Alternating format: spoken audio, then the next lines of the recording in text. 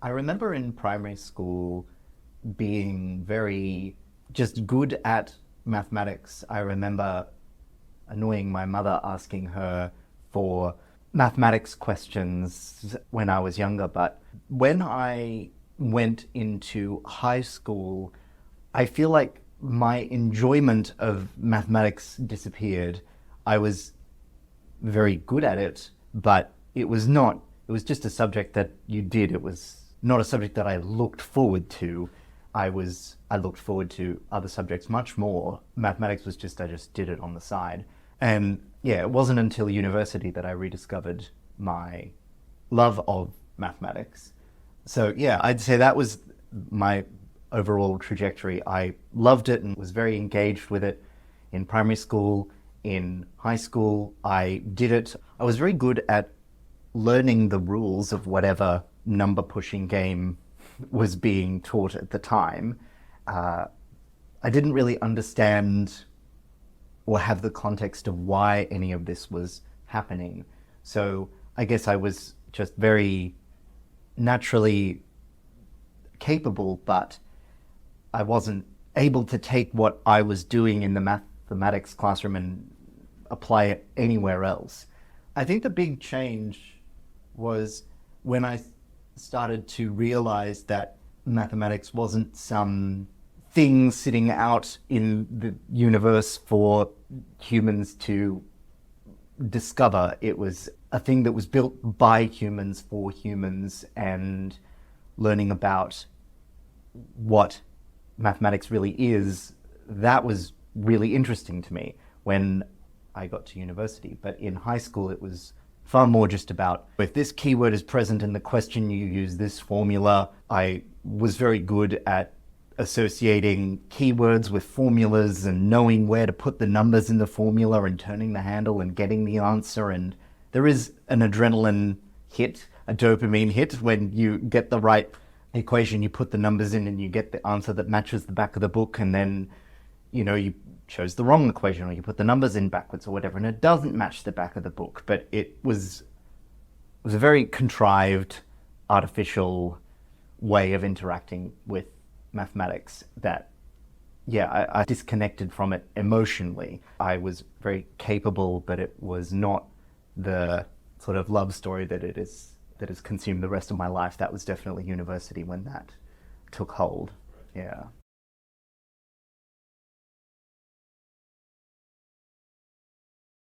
It's funny when I think back on my mathematics in high school and I think about what were the lessons that I remember. What are the actual things that I was taught in high school? What can I remember and enjoying? And there's a famous problem. It's called the four fours, and you use four fours to express every number between 0 and 100, and you use different operations and do different things. So 16's easy. You can just do 4 plus 4. But for 1, you could do 44 on 44 or whatever. But it was that one really stands out to me because it was an exercise in creativity. And I think that it was the creative pursuits that I much more engaged with at school. So I wouldn't fault my teachers. I had some excellent teachers. I think that what is expected of a student in a mathematics classroom, what people expect from mathematics, is just not really compatible with what mathematics actually is, weirdly enough. And so I think it's tempting to blame the curriculum, but having worked in the industry now for quite a long time, you can also tell by reading the curriculum documents that the curriculum wants it to be more creative, more engaging, more telling the human story. It just doesn't translate. It's not a fault of the teachers, it's not a fault of the curriculum authors, it's just an intractable problem that society hasn't figured out how to solve yet. I feel like because I've been in math education, I can say that I have kept up to date and I understand all the mathematics that's taught in high school, but it's certainly not the case for something like geography or history or something like that. I knew much more about the Russian Revolution and the Vietnam War back when they were subjects I was being examined on in high school, and it's fallen out of my brain now. And for most adults, I'd assume that it's the same thing with mathematics. Yet another day goes by without a use of quadratic formula, say most people. And it's because that's not really how humans either assimilate or retain information long term. There's got to be some reason for your brain to keep that information, and you can sort of whip your brain into retaining that information for a short period of time just until the test is over. But if it doesn't hit on any other part of your brain, it's not going to go anywhere. Games are a great way to get people to engage. Games are a great way to get people to retain information in a long-term capacity. So is being creative, establishing the relevance of what you're doing. Those are the things that really stick with people for a long time. The obstacle course nature of mathematics is it's not fun, and it doesn't lead to long-term retention of specific knowledge. Debatable, it might have some long-term effect in a more abstract sense, but that's one of the things I remember at university, realizing what has been done to this subject, that if history was reciting the lists of the kings and queens of every nation in the world in chronological order, that was what history was about, and that everybody had to learn the order of the English kings and queens, the order of the American presidents, and everybody had to know this. It was just expected that everybody learnt this, and that would function as a good way of testing how much can you assimilate, what knowledge can you put in your brain and retain in the short and medium term. It'd function well as an obstacle course, but it wouldn't be history. And I feel like, unfortunately for mathematics, it has been the victim of that. It is the obstacle course rather than the subject that's the big emphasis these days. It's partly due to the history of mathematics and why it was taught and what use it provided to society, but it's changed so much. The world has changed so much in just the last 100 years, and the demands of society and how it could benefit mathematics is just not kept up, which is a real shame. 100 years ago, the most important thing that mathematics could do was computers. And by computers, I mean people. There was a lot of sums, a lot of information, numeric information that needed to be kept track of. Lots of bookkeeping, accounting, calculations of various sorts. And you needed a literal army of people who were ready to do that computation.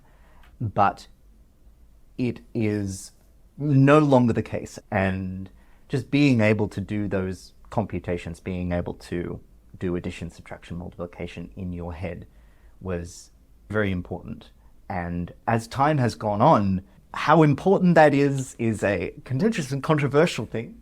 But I don't think there's anyone who would deny that mathematics, that the benefits that a good mathematics education could have goes beyond just teaching you to do computation. There's lots of things to discover in mathematics that goes beyond that, but that was one of the big motivating factors, at least at the beginning. That said, there are lots of people who will leave school and will go and do a job which involves them doing a lot of wrangling with a spreadsheet. And there's going to be a lot of formulas, and even though the actual raw computation is being done by a computer, there is still a big burden on general computational ability. But in terms of appreciating mathematics for all the other things it has to offer, it's been a big struggle and a point of a lot of debate and contention, especially in the last couple of decades. Yeah.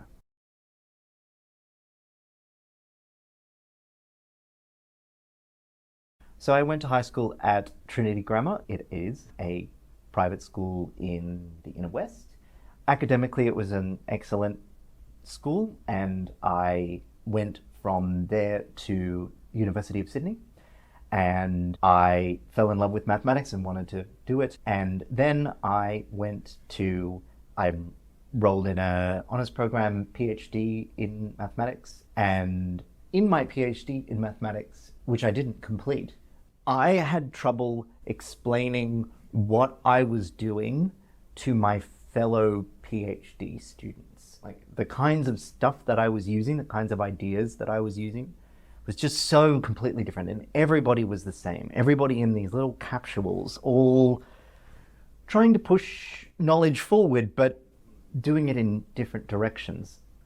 What I really loved doing when I was doing my PhD was teaching. I loved teaching, and I had a lot of success. I won some awards. I put a lot of effort into teaching, and I loved doing it. I loved talking about mathematics, and it is a subject that a lot of people had to do. You're doing pharmacy, you're doing agriculture, you're doing psychology.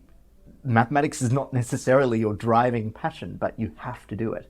And I really enjoyed the challenge of describing mathematics in a way that someone who was doing pharmacy or psychology or agriculture could take away, oh, mathematics is about the patterns that I see in the world. And if you're seeing a pattern, there's probably some really good mathematical ideas that will help you write that pattern down. And that idea, that pattern that you've seen, that you've written down, you could learn lots more. And it helps you take the ideas and things you notice in the world and really helps empower you to make it cooler and better and add more ideas, or maybe even just check that it's true as a little way to say, is this actually a pattern? There's just so much, no matter what you end up doing. But I digress. I loved my teaching, but the research I was just felt much more akin to poetry than anything else. Like it was just, these were ideas that I was playing around with just for its own sake. And during my PhD, when I was about to start writing up my results, and I was even starting to write up some of my results, my brother died very suddenly, and it was definitely a extremely difficult period in my life. And I think what finally did it in for my academic career was actually my supervisor. He was trying to be kind and help me, and he said, look, you don't have to worry too much about writing up your thesis. I'm going to read your thesis. We've got someone else lined up to read it, and this is your audience. You don't have to write it as though it's going to be scrutinized by the entire world. And it was definitely an attempt to get me to feel less self-conscious about what I was writing, but it ended up having the paradoxical effect of making me feel, well, why am I doing this? I've spent 3.5 years of my life working on this thing and no one's going to read it. And I felt a real joy at connecting people, consolidating knowledge, helping people see things in a new light, helping them understand mathematics and reappreciate what their brains are just naturally capable of. And so I was like, I don't want to do this anymore. And I quit. And I think that it was just that the idea of just picking myself off the floor and going back into the sunk cost, I just couldn't do it. And I thought, I'm a mathematics evangelist. I need to be more connected with people. And the first company that I started working for was the first place where I was like, this is actually really interesting.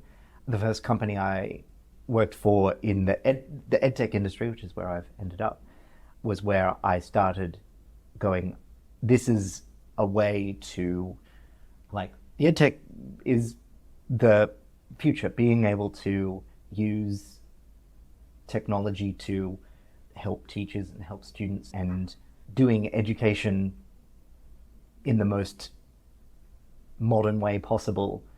That has been something that I just have absolutely stuck to since then. And it was, just being able to recognize that I want to have as large an impact as possible, and the work that a teacher does is huge impact on a small number of people, but the economy of scale in something like edtech has a huge potential to have much more net effect overall. If you have a positive effect on 10,000 kids, that is, it's something to really aspire to. I started working there as a content author, and rose through the ranks and ended up being the head of content there, and spent a lot of time working on our content and making it as good and accessible as it could be. And then I came here right after that, came to Matific, and yeah, I just feel like everything I wanted to achieve at my prior company is something that Matific they'd already gotten out ahead and staked their philosophical position in the ground. And when I read about Matific's mission and the way that it approached education, I was like, absolutely sold. My first company was a high school company, and having worked in the high school space for long enough, I was thinking to myself, oh, I wish that I could speak to teachers and students before they got to high school, because by the time they get to high school, gosh, for so many kids, their mathematical potential has been completely ruined through no fault of their own. And I want to get in earlier. I want to see if I can head that off. And having kids of my own now, I can see that it's that the seeds you lay may not bear fruit for several years, but it really matters what seeds you plant in kids' minds early on, and it can really affect how they develop very strongly. And now working for Matific and having that focus on younger kids, it just gives us the potential to really have an enormous impact on students and their educators. I think it was the combination of a commitment to making things fun and enjoyable is the first thing. Being fun and enjoyable is so essential to how kids learn. Kids love games, they love fun, they love learning. There are very few kids in kindergarten who don't like mathematics. It's simple, it's easy, there's lots of games, it's very engaging, but there's this sort of, as kids get older, it gets more serious and you've got to be more disciplined and so on. And I am glad that Matific rejected that outright. And the other thing is that putting kids in the driver's seat and having them be the agents of this story. So there's a particular Matific episode that I played when I was preparing for my job interview for this place. And I remember by the end of that particular episode, I just thought, this is it. I've got to get this job. This is so good. The episode is called Mayor of Statistics. And the thing I like most about it is in the episode, you have a mayor who wants to survey the people in her town to understand better what festival to run. And the student is just given an enormous data set and lots of different graphs and ways of representing different data sets. And then they are asked questions, and it's on the student to pick the questions that go in the survey and figure out why the different graphs are important and which one answers what questions better. But it very much puts the student in a situation where they have a problem in context that they want to solve. You want to run the best festival that this town has ever seen. And then the student is then given all the data. Here's all the data. Here's all the different ways to display and look at the data, and let's make the best choice together. And that way of approaching it, by making sure that mathematics is intrinsically motivated, that there is a reason you're doing all of this, and giving the students the power to choose the way they want to look at things, it just really spoke to a group of people who saw mathematics as something intrinsic to the way humans operate, rather than this weird obstacle course that kids have to do while they're in high school, and then as soon as you leave high school you don't have to do that weird obstacle course anymore. It was just anathema to that, and I was like, this is absolutely where I want to be. Yeah. Creating the content, I think, is it's difficult to do in the sense that there is a very productive tension between the mechanics of the game itself and the concepts that are being engaged with. And at times you might be tempted to make it less conceptually interesting or less conceptually accurate in the name of making it a more fun game. Or you may make it slightly less fun, but there's a concept that you really want to get right. And it's that tension between those two things that is really difficult. We want to ensure that no matter what a student is doing in Matific, that the time they spend there is actually learning. We want them to be learning the right things. We don't want to teach them bad habits. We want to give teachers and parents the sense that they are in good hands, that their mathematical skills are being appropriately developed. We're not wasting their time as they grind towards some arbitrary goal. So the first is the tension between making it an enjoyable experience and making it a good learning experience. And the best learning experiences are enjoyable experiences, but it is quite difficult to stick the landing on both of those things at once. But that's creating content for Matific, for what we want to do, for the product that we want to build. The probably more challenging aspect is the content that we want to build, the content that we really believe in, is not, it does certainly overlap quite a lot with the content that a lot of people want to see, but there is also a lot of content that people want to see that Matific is a lot less interested in developing. And in terms of our challenge as an organization is learning how to operate in a world where a lot of people are expecting us to have drills. Where are your drills? They ask us. And we don't do drills at Matific. And they say, that's like, how can you do mathematics without drills? And, oh, we'd love to show you, but they've already walked away.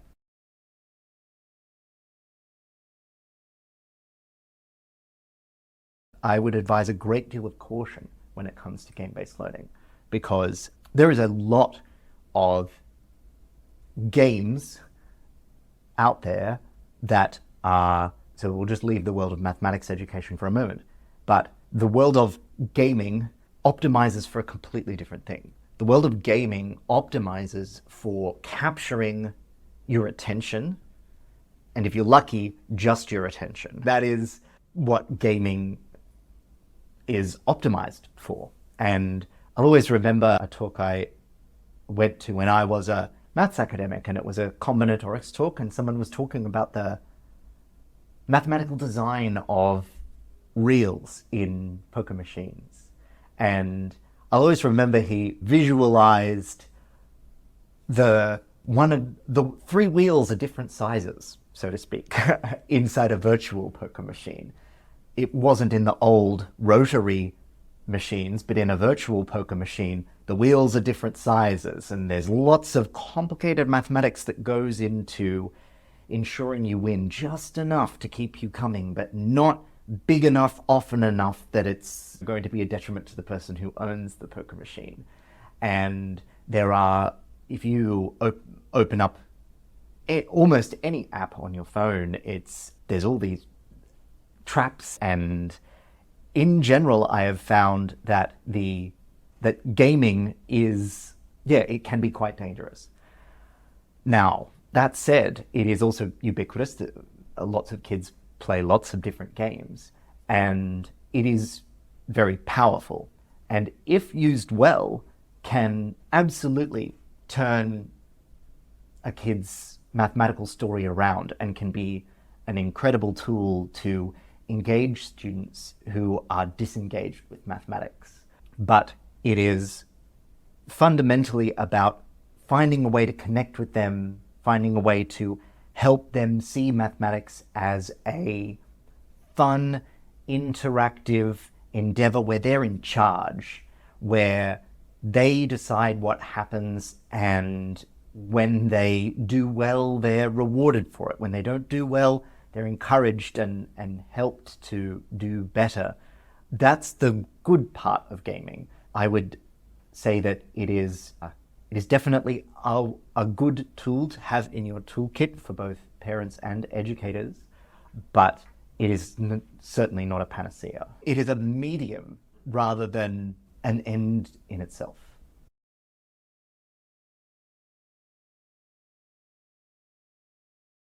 Matific is a supplement, and I think that's one thing that I really connected with. In my previous role, it was working on becoming a core resource, and I remember asking one of the co-founders, what percentage of a student's mathematical existence should Matific represent? And they said, oh, not more than 30%. And I was like, oh, what a great answer, because mathematics is about so much more than just what can be accomplished. We want to be something that sparks something that then can be made relevant in that student's life. And it doesn't matter where they are in the world, we want them to connect with their fellow students, with their teachers, and have mathematics be something that is embedded in their lives, rather than being like the only source of the entirety of their mathematical growth. It's a very good goal to be an excellent supplement, something that kids will do a couple of times a week and be an adjunct to what you're already learning. We don't want to be the staple, the provider of the core of your mathematics experience.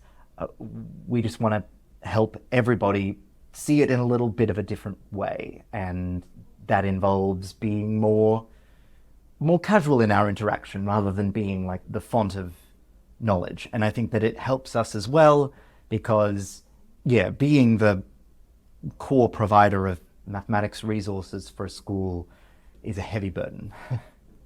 So you see it as, let's say, to continue our analogy, the music teacher will always be the music teacher, the sheet music will always be the sheet music, the other children in the band will always be the other children in the band. And the music happens in that room. We are not in the room when the music happens. Or you're a guitar, or yeah, perhaps more instead we're going to get into a very tortured analogy, but I remember watching a YouTube video very many years ago, and it involved a guy playing guitar, and he was also using it as a percussion instrument at the same time, hitting it in particular ways, and it was just producing a sound that I had never heard before, and I had never even thought that a guitar could be used like that. And I think that's perhaps the analogy, either a visiting musician or something is, oh wow, I saw that thing, and it's really changed the way that I looked at that or thought about that. It's just a way of helping kids understand that there's a lot more to mathematics than what might be occurring in their classroom. And some teachers do an amazing job of that. Others are just looking for something to help some of their kids who might be falling behind or something like that. And then we want to find some genuine ways to spark genuine mathematical thinking. And if we do that a couple of times a week with kids, that's the best thing that we can do.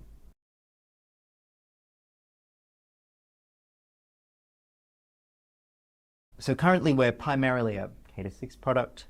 In 10 years' time, I'd like to see Matific extending from pre-K through to maybe middle and even high school, and being something that almost everyone has heard of and had some experience with, as being a really fun way to do mathematics. I feel like in my day-to-day job, I'm focused on the next few months that I don't often get the chance to look up and try and see the horizon. I'd say that what I'd love more than anything is for Matific to be part of a vanguard of change in the way that people approach mathematics and the way that people see mathematics. I'd like in 10 years' time for someone to say, oh, look, we don't really care about students' results on this or that standardized assessment.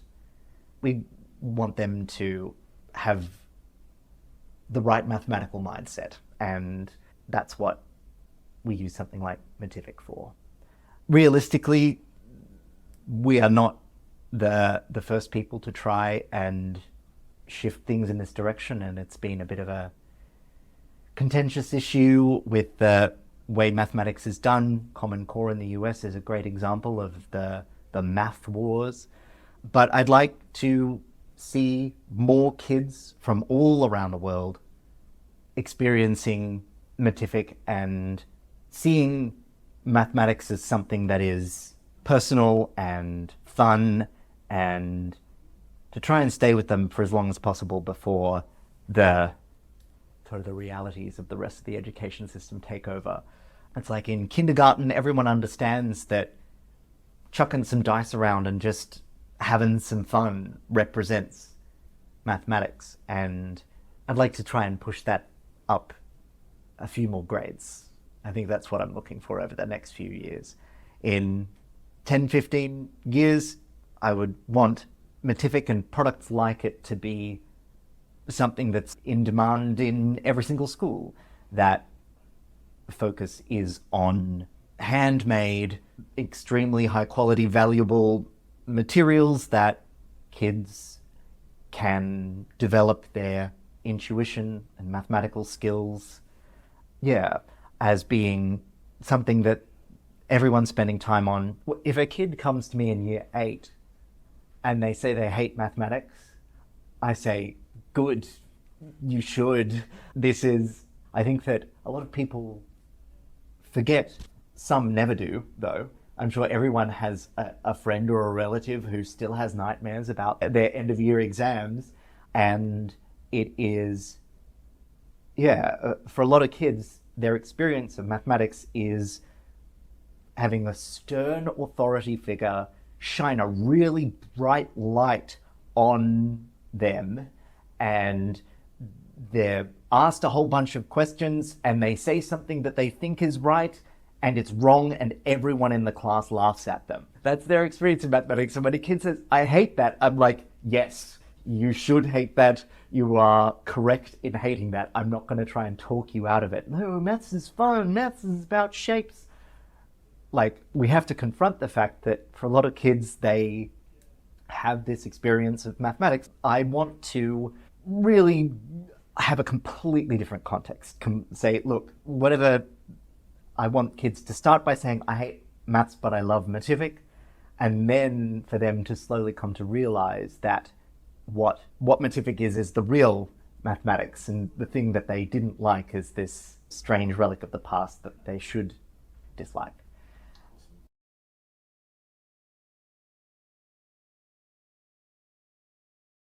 It's something we've been thinking about for a while.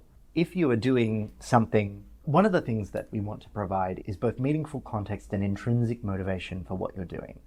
When it comes to kids doing mathematics, we want them to experience what their answer really means. So the best kind of support that we really like at Matific is when a student enters the answer incorrectly, like it might be an estimation task. There's an activity which is called cannon protractor, where students are asked to shoot a cannon and they need to estimate the angle that they need to put it at. And when they estimate incorrectly, the cannon actually shoots and they can see whether they overshot or undershot. And that's the kind of feedback that we're looking for. It's not so much that it's instantaneous, but that the feedback means something to you. It's not just, it doesn't match the answer that we have written here. Your answer is wrong because it overshot. Now, there is something to be said for not necessarily giving kids feedback straight away and letting the mistakes accrue and then go, oh, look, you made a mistake all the way back there. I think that's the way that a lot of human problem solving goes. You don't really know the right answer. You make a judgment call, and then 6 months later, you find out how big a mistake you made. And that said, providing that sort of instant feedback is helpful in guiding students along the right path. And so it's less about the instantaneousness of it and more about the how do we explain to you that it's wrong, but also just as critically as you touched on, making sure that it's done in a way that is not confronting or upsetting or in any way demeaning. I think adults quickly forget just how, some adults remember for the rest of their lives, but how disheartening it can be to be wrong and to not really understand why you're wrong. That's the thing. I think that every human is okay with being told that they're wrong to some extent, but it's just, can they see and understand why they're wrong? And if we focus on that, I think students have a much better time.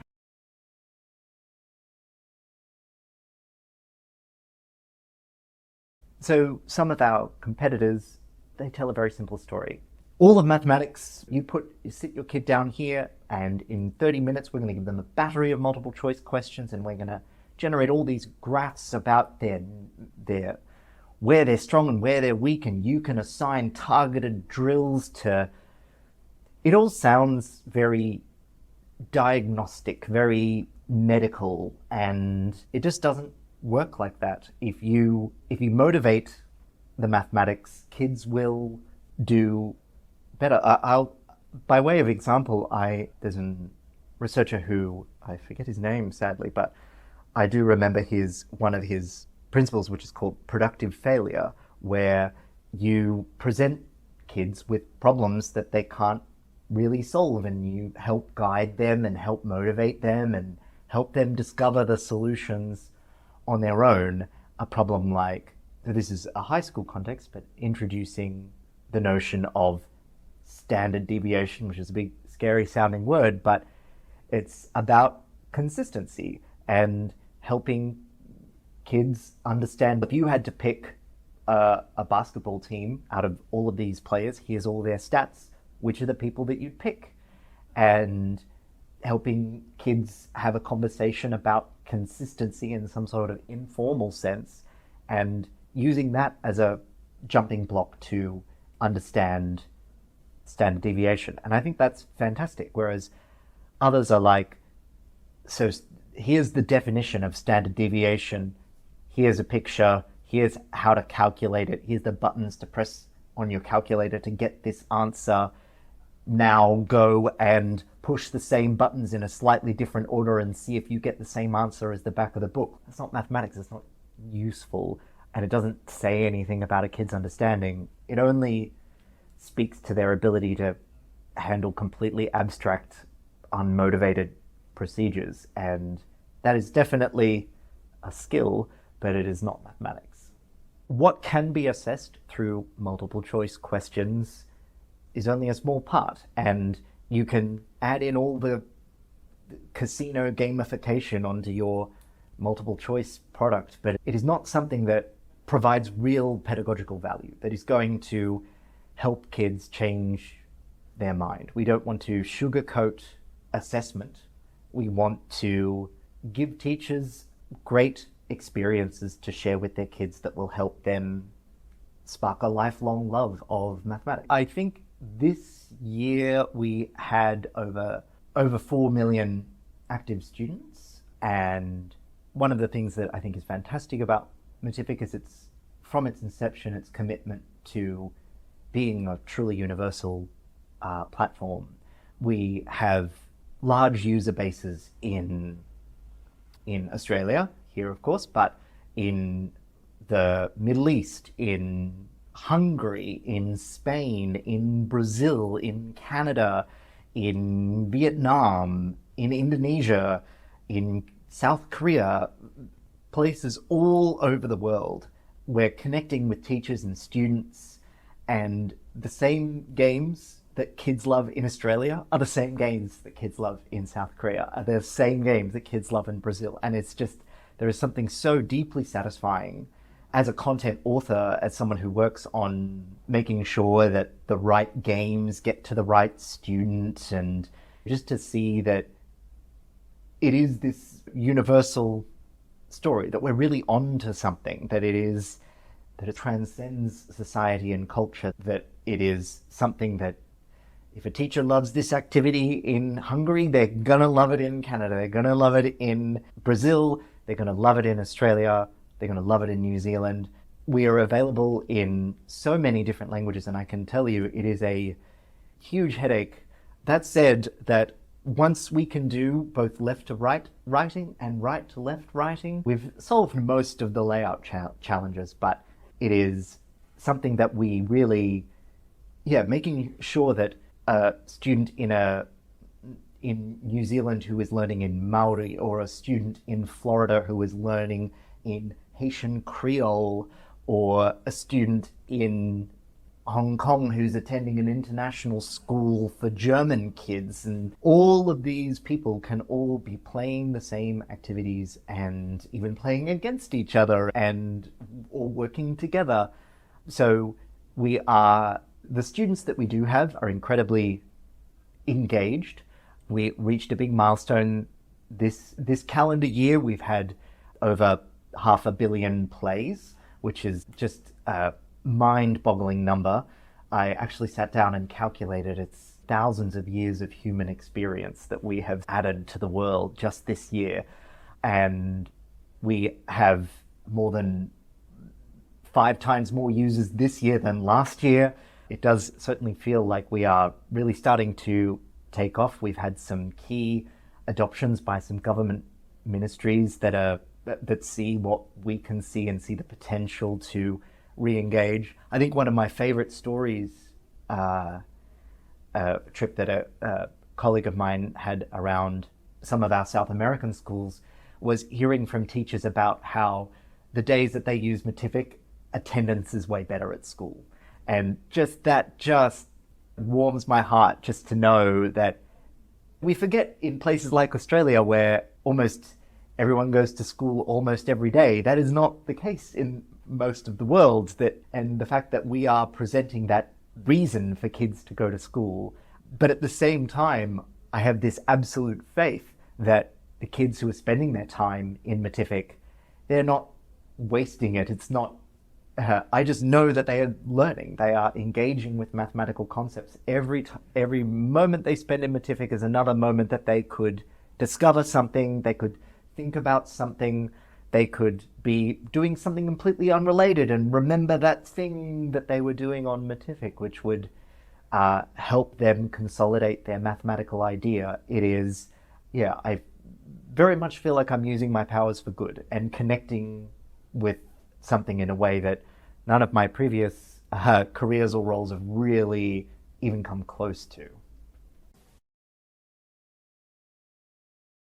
Thank you so much for sticking with us to the end. If you enjoyed this video, give us a like, subscribe, and please comment down below. It really helps us grow and reach more children with Matific. We've got lots more videos on edtech, game-based learning, and mathematics coming your way. If there's another topic you'd like me to cover, let me know in the comments below. I've also linked the sources I used in this video so you can check them out in the description. And don't forget to try Matific. It's a game-based math learning system for students aged 5 to 15. We have thousands of activities. We're in 10,000 schools, hundreds of thousands of teachers, with millions of students solving billions of math problems every year. Matific is not a game that teaches math. Matific teaches that math is a game. So try it free for 7 days. The link is in the description. Thanks again for watching. We'll see you next time.